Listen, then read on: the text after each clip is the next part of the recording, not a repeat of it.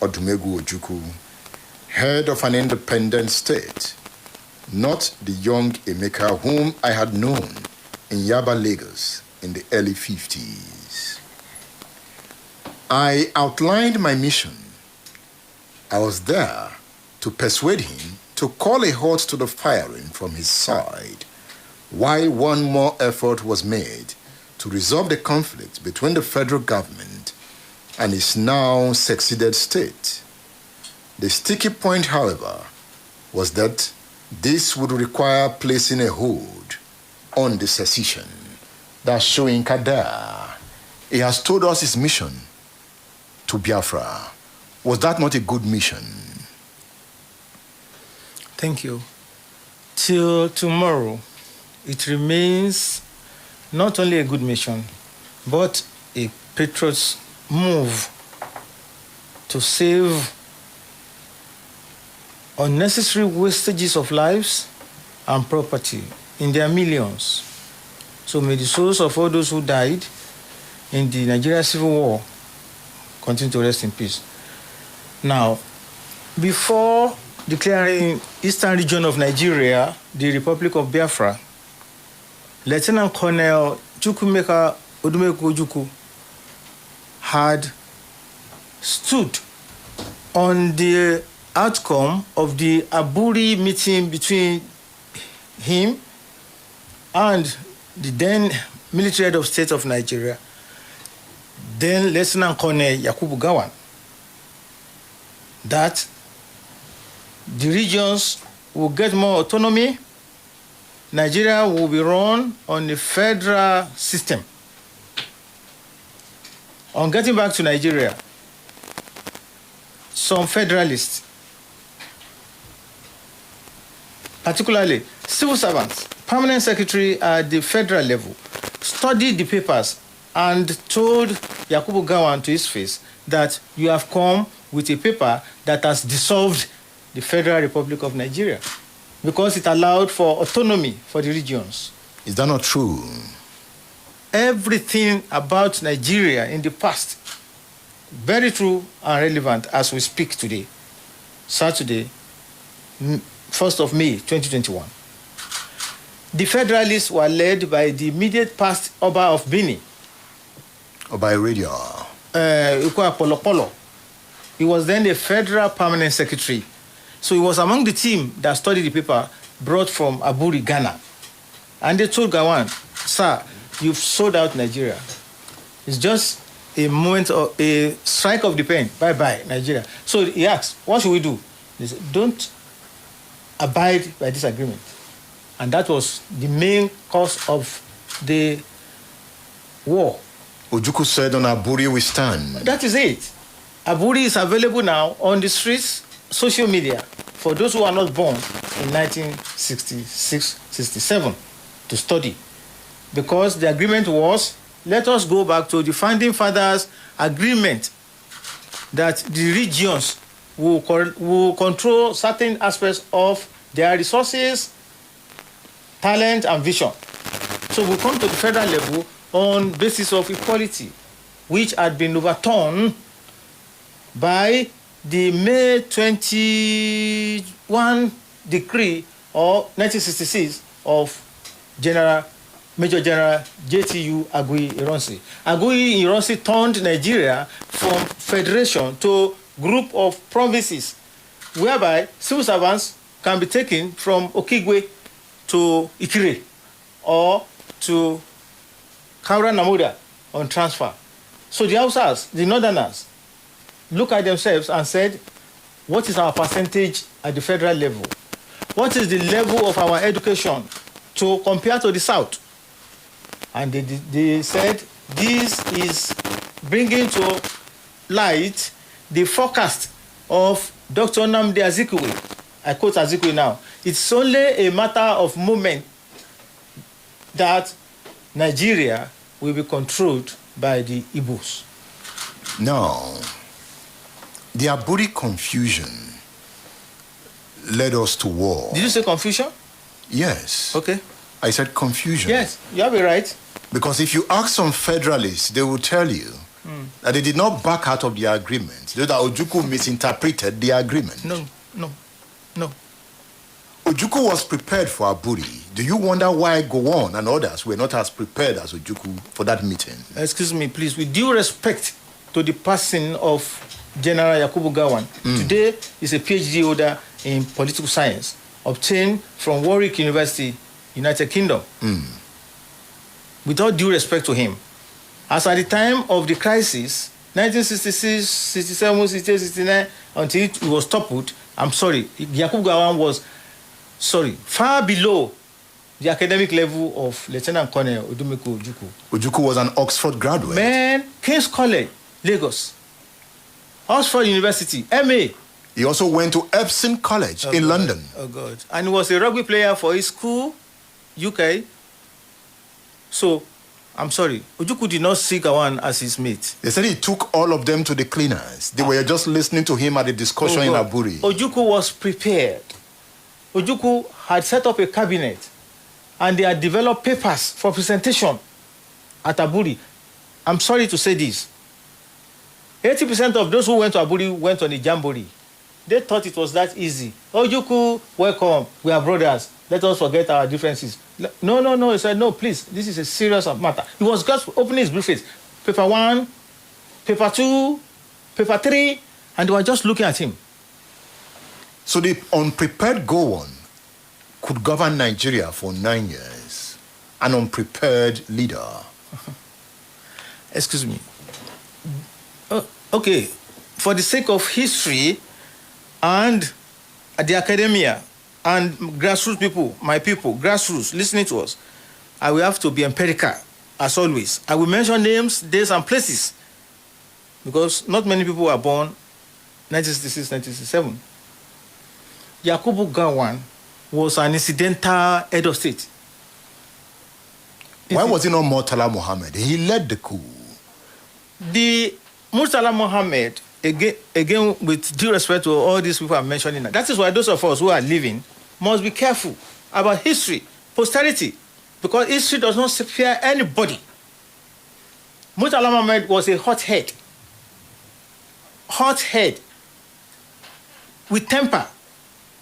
So the northern people met after the January 15, 1966 coup, which, if we analyze it today, was one-sided. The losses were many in northern Nigeria, western Nigeria, 0 level, eastern region. Does that make it an Igbo coup? No. The man who came out as the leader of the coup, Major Chukwuma Kaduna Nzegu, was not Igbo. He's from Okpanam. Okpanam is Igbo. Just that on the other side of the Niger. Thank you. But today everybody is claiming autonomy. I sent you about 2 weeks ago my tribute to Eddie Okonta. Yeah.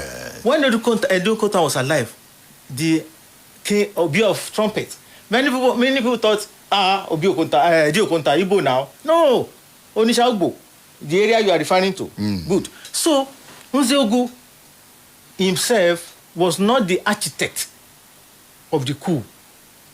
The architect of the coup was that Nigerian who first won a medal. Ifajuna.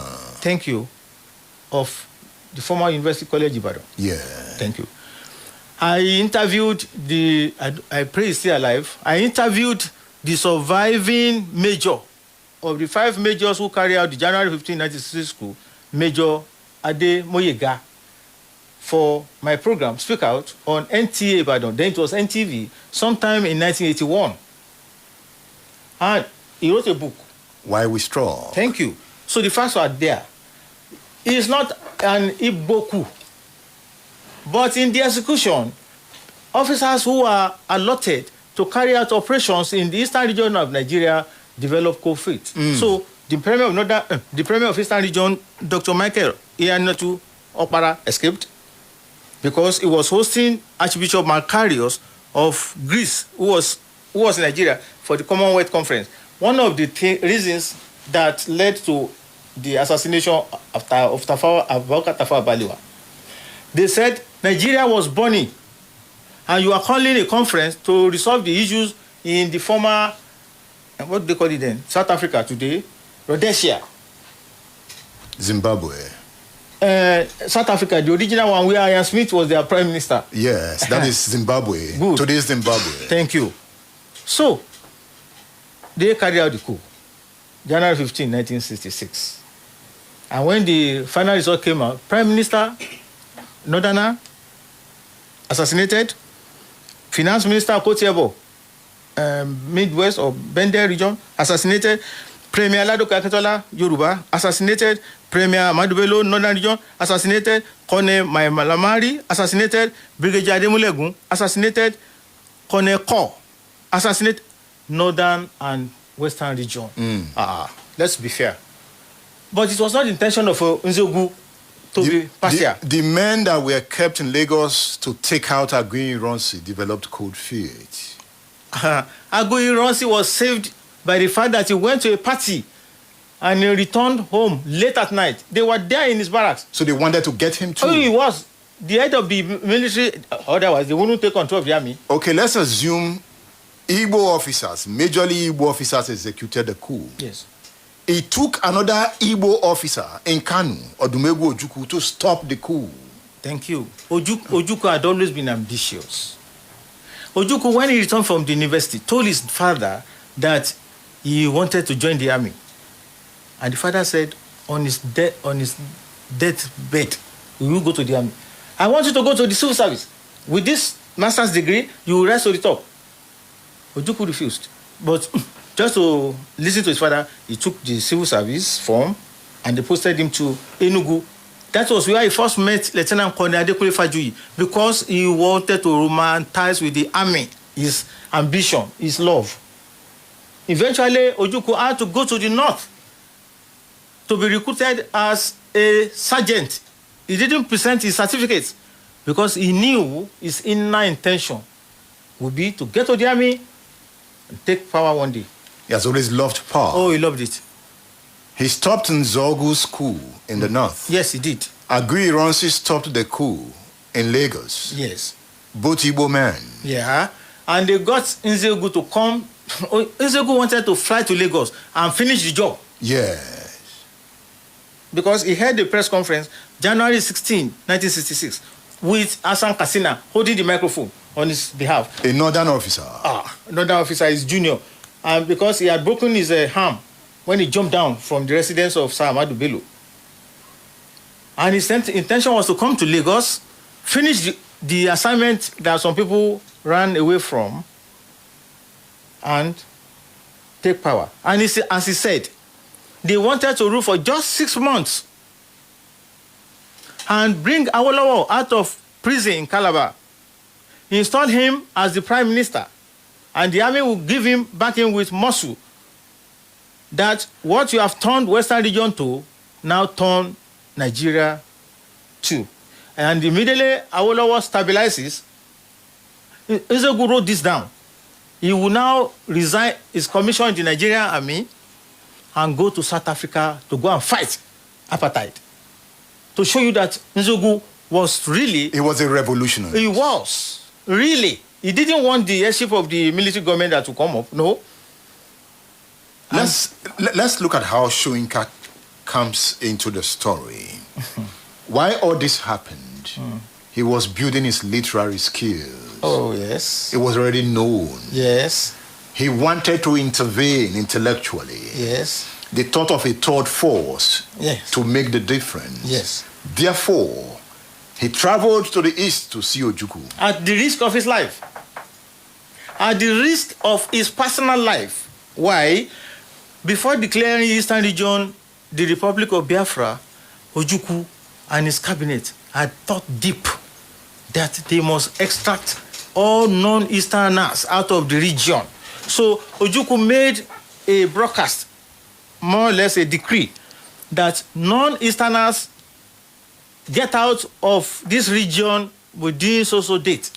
Whether you are working with Nigerian Railways, Post Office, or you are a suya, or seller, buyer, private individual, out. Bankers, whatever national you say you are working in Eastern region. So he pushed everybody out. By the time he finished that, Eastern region could relatively be said to be free of non-Easterners. And this was when Soyinka wanted to plunge in. And that is when he went, alone. He left his School of Drama, now called the Department of Theatre House, University of Ibadan, where he was the head, drove to Lagos, spent a night, went to Benin, spent a night, and went to Enugu, all alone. Lonely road, which you could say was studied with dynamite. If you want to read Soyinka's story, get his book, You Must Set Forth at Dawn. He explained his action here. Thank you. So, getting to Enugu, you've read the part now, the portion where he met with Ojukwu and they had the discussion. He also met with Victor Banjo. Oh, because Victor Banjo was if with all respect, equal of Professor Wole Soyinka in academics. And Banjo was also a nationalist. Otherwise, he had every chance to escape from the clause Ojukwu had put him in. But again, he also placed himself in certain confusion. What was his agenda? His agenda was different from Ojukwu's agenda. Ojukwu, note, had always been ambitious. 1. 2, Ojukwu did not regard Yakubu Gowon as his mate. 3, Ojukwu wanted Gowon or the federal military government to tell us exactly what happened in Ibadan on the night of dawn of January 15, 1966. The same government house at Agodi. Incidentally, I was there last night on the... But Gowon did tell him at Aburi conference. But they even said, okay, we'll show you where they were buried. What led to that? Treachery. Deceit. Because however modern intelligence grew today, it started from somewhere. General Ironsi had notice of an impending counter coup. Part of his agenda of meeting the traditional rulers in the north, east, midwest, then finally western region, where the helicopter would pick him up in the morning of January 15, 1966, was the dinner the previous night on the Western House lawns. And repeatedly he was asking the military governor of Western Region, Fajuyi, Francis, are you sure I'm safe? Because he wanted to leave that night. He had got information, intelligence report. And Fajuyi, in all innocence, said, sir, you are more than safe. But should he be asking Fajuyi that question? He was the commander-in-chief. Supreme commander. So, at this time, they were using Supreme Commander. He was Supreme Commander. But they were friends, even though he's senior. Ironsi was Fajuyi's senior. But they had that camaraderie when they were in Congo. Ironsi was commanding the Nigerian United Nations contingent. And Fajuyi was part of Nigerian and United Nations contingent. And they fell together. They were friends, even though there was the disparity of senior-junior. So, Fajuyi, naturally, as a Yoruba man, will consider it an abomination. You went to the north, nothing happened to you. You went to east, nothing. You came here from the Midwest. Sir, you are safe. But he wasn't safe. He didn't know. He said ADC was part of the plot. Oh, God. What they did was just to supplant the ADC, I'm talking about Theophilus Danjuma. Thank you. And some officers... Because Danjuma worked himself into the convoy of Ironsi that visited the north, east, midwest, and they had their plan to carry out in Ibadan. So Danjuma went to sleep at Letmore Barracks and not the government house or the guest house that was allocated to him. And so as not to let the cat out of the bag, he borrowed the uniform, which he wore at around 2 a.m. to lead that contingent to Government House Agodi. So everything appeared perfect, but by midnight, they had swapped the guards that Ironsi and Fajuyi knew were there on the first day, second day. So they had swapped them, making it very easy for them to penetrate the gate house, Government House Agodi Ibadan. The gate was already open because it was timed. And when they entered, in the commotion, Ironsi was dressing up upstairs with all due modesty. With all due modesty, I cannot claim to know the geography of Government House Ibadan anymore because I left that place 32 years ago. But I knew the bedroom of the governors because I served 4 of them. Chief Bolaige, retired Major General Olada Kokwala, Brigadier General Adetunji Olurin, and the late Brigadier General Shasha Eniyan, Oresonya. So, Ironsi was dressing up in one of the upper rooms, waiting to take his breakfast. The helicopter will arrive and carry him to Lagos. Fajuyi was already there in the sitting room, waiting for his master, his supreme commander, to come down the stairs. When these soldiers just rushed in, he was baffled. And he saw Danjuma, what's his name? Joe Garba, and Hussaini. And they saluted him. And he was shocked. And he said, what's happening? And they said, sir, we have not come for you. Is that man, where is he? And they were calling Ironsi by name. Abomination. British trained officers. He said, what? Ironsi was hearing the commotion upstairs. So he died Lagos. And who was to take it in Lagos? The Chief of Army Staff, Lieutenant Colonel Yakubu Gowon. That's why Mrs. Ironsi will tell you that she was hearing the conversation between Gowon and Ironsi. And Gowon, only God knows, still claiming his innocence till tomorrow. He said he was not sure there would be any harm done to him and his host. But by then, they were losing temper. Remember, coup, military coup. If you are caught, you are gone. Time's taken away. And they were in a rush. So just carried him, removed the epaulets, removed his uniform, and pushed him down. And they told Fajuyi, we've told you we are not here for you. This is the man we are after. And thrice they dissuaded Fajuyi from joining them, from following Ironsi. And he was telling them, you did not take him in the north, you didn't take him in the east, in the Midwest. Why do you want to take him from my own base? Where do you want me to put my face? Where do you want the Yoruba people to put their faces? So when they saw that he was not going to budge, they pushed him to the Land Rover and drove all the way from Iwo Road into the bush where the epitaph lays today. I am the founding honorary secretary at the Adekunle Fajuyi Foundation. And we pursued it to the logical end. May God bless the soul of the immediate past governor of Oyo State, because he bought our idea, erected the cenotaph at the spot where Fajuyi and Ironsi were undressed, whipped, and made to dig their shallow graves. Oh, that's the story of Nigeria. Yes.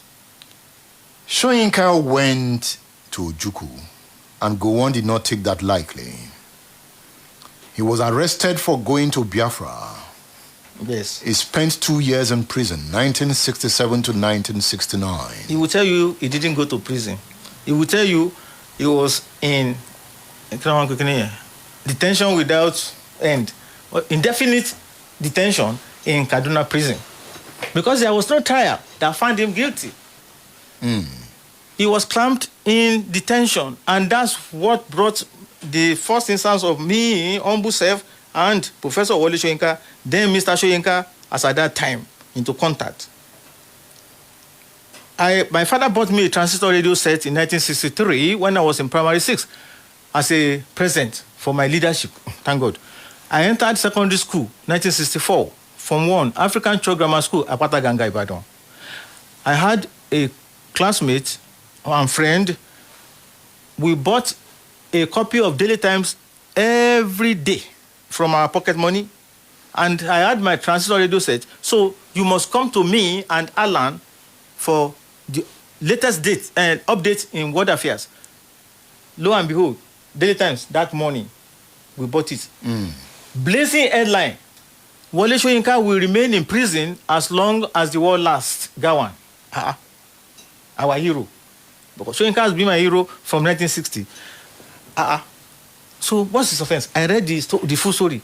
They didn't say any offense. What is the indefinite detention? Okay? He went to Biafra. That's an offense. To me, till now, I don't see it as an offense. He went to discuss with the enemy. No. Now, why are we saying Nigeria is one? He went to plot a third force. Which force? Didn't Ojukwu contest as senator in Nigeria? Nigeria is a big lie. A big lie? Yes. Ojukwu came back and National Party of Nigeria wanted to score a cheap point, granted him asylum. If you saw the crowd that welcomed Ojukwu at Ikeja Airport, put that one aside. Ojukwu was persuaded to come and contest for senatorial seat under the platform of MPN. It was part of the deal he signed before he was allowed back into the country. That's part of the Remember, lie. he went on exile to Cote d'Ivoire. Nigeria is a big lie. Lie, L-I-E. Olele Kon Alabis on State Affairs. We'll be back after this break. Don't go away. State Affairs with Edmondo Bilo is live. Splash FM 105.5. At Splash FM, we believe that the business of broadcasting in today's society should not only be about information dissemination, but ultimately about the quality of those who do the job. Our next agenda is to restore and consolidate the integrity of broadcasting, to train, to equip, and to mentor the next generation in the art and science of broadcasting, leveraging over a decade of excellence in the industry. Anticipate. Do you know that you have the right to quality broadcasting? The National Broadcasting Commission says any person, group of persons, or organization aggrieved by the content of a broadcast or the conduct of a broadcast station may lodge a complaint to the station and all right to the Director General, National Broadcasting Commission, number 20, Ibrahim Taiwo Street, Asokoro, Abuja, or send a mail via info@nbc.gov.ng. Please ensure that your complaint includes name of the broadcast station, title of the program, date and time of broadcast, and essence of the complaint. Also remember to include your name, address, telephone number, email, and append your signature. Note that your complaint must reach the NBC within 14 days of the queried broadcast. NBC, your right to quality broadcasting. You just be the best performers. Thank you. In person. With almost 100,000 Instagram followers and over 100,000 followers on Twitter. Wow. And more than 250,000 followers on Facebook. Our followers are our greatest assets. Join our social media family for breaking news, daily information, and giveaways. On Instagram and Twitter at Splash FM 1055. On Facebook at www.facebook.com/Splash FM 105.5. Splash FM 105.5. State Affairs with Edmondo Bilo is live.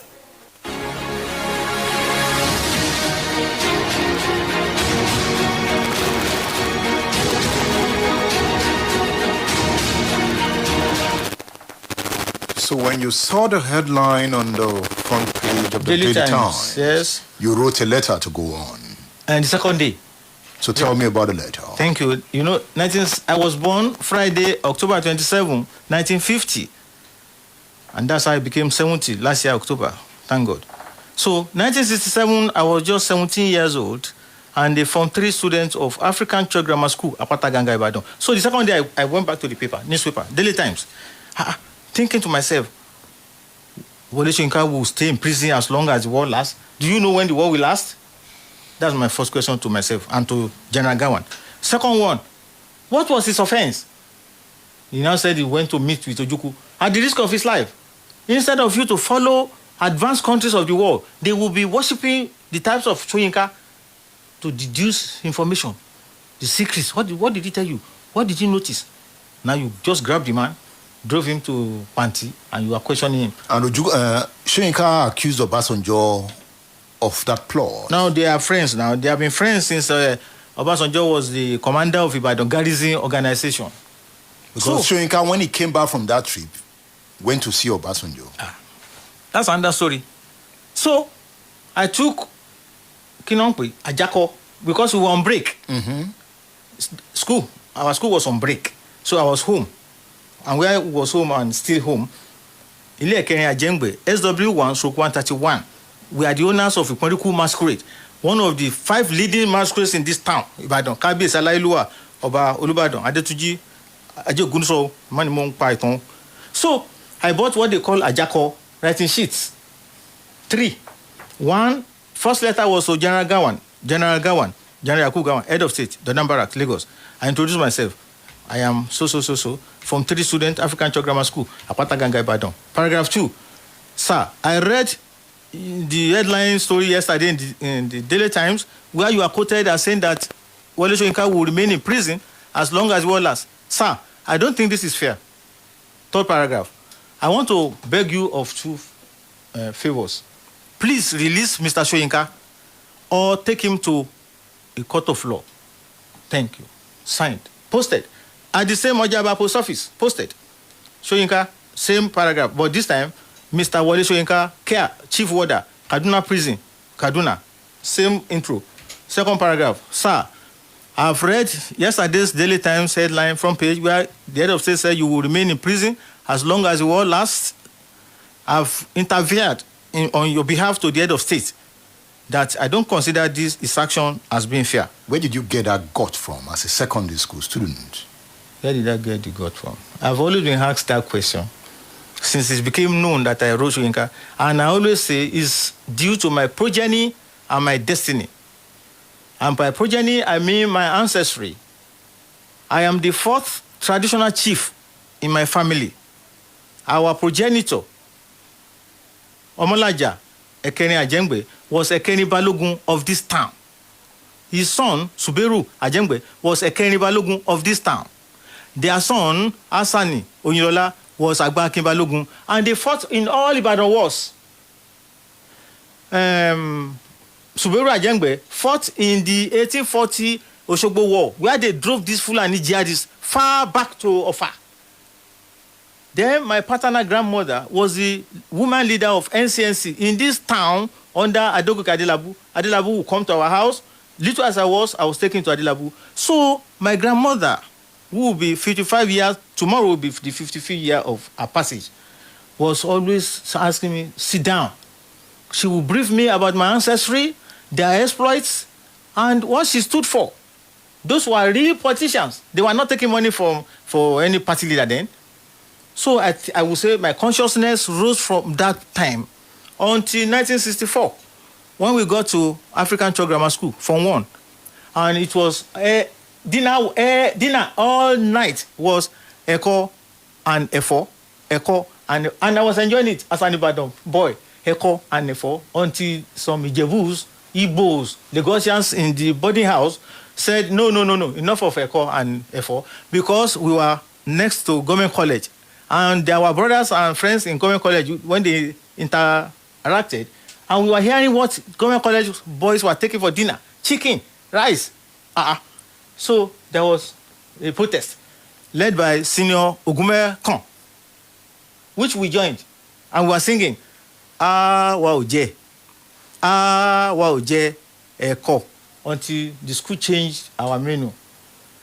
So everybody must fight for justice, right, freedom.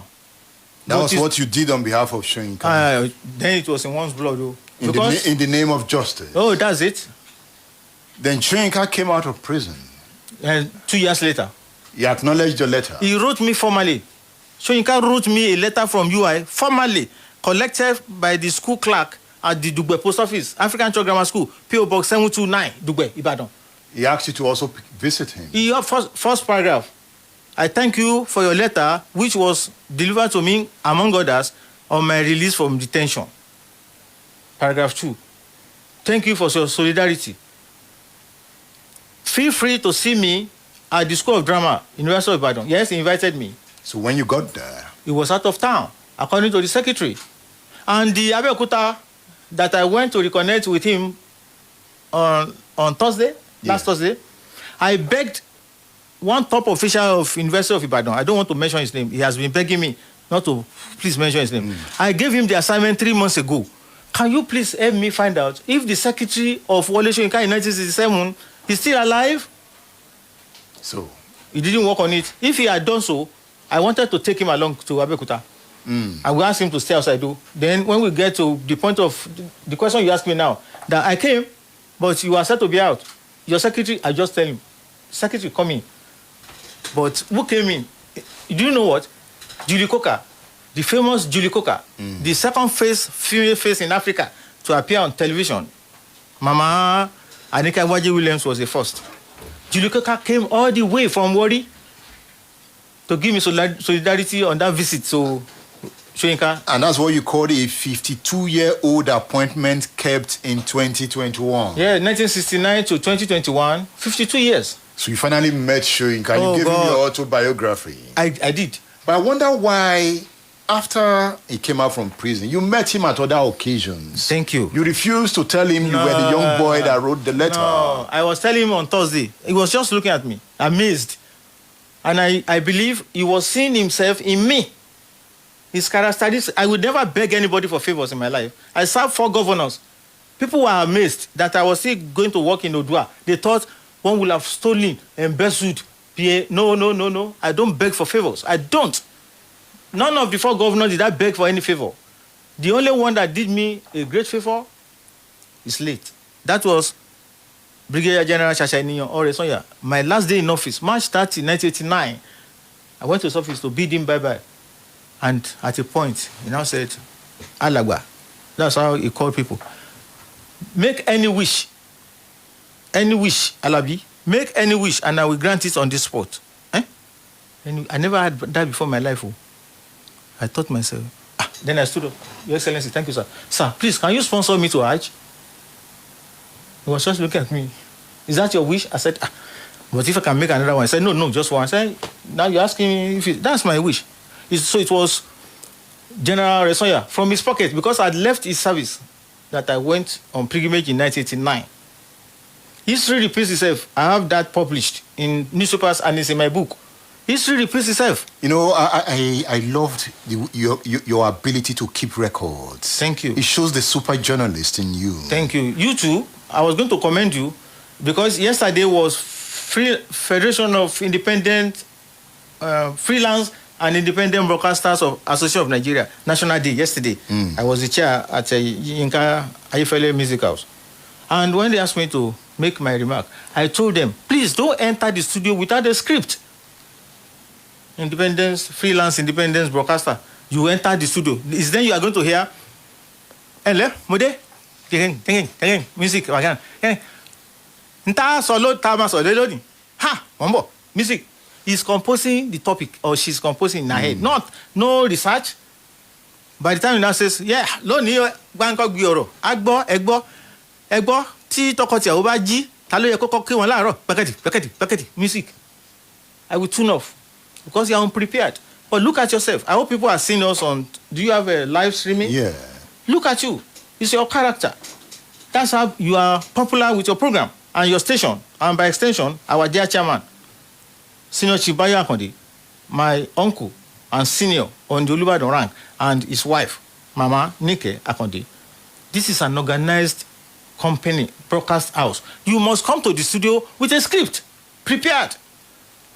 Thank you for commending my record-keeping ability. I met it at home new. Thank you. Now, the battles you saw in the name of justice, we still talk about the same issues in 2021. It was not Soyinka alone, no. It's in the special publication that I used on Thursday, and I gave him a copy and the media. I fought for Muhammad Ali, the greatest boxer in the world, 1970. There is a Ring magazine. I don't know whether they still produce it. And they put a page there. They said we should put our name, country, all the details. Why do you think Muhammad Ali's license and crown should be returned to him? Ali didn't want to go to the Vietnam War. He didn't want to go and fight for America. Which I supported and still support. He said, I am a Muslim.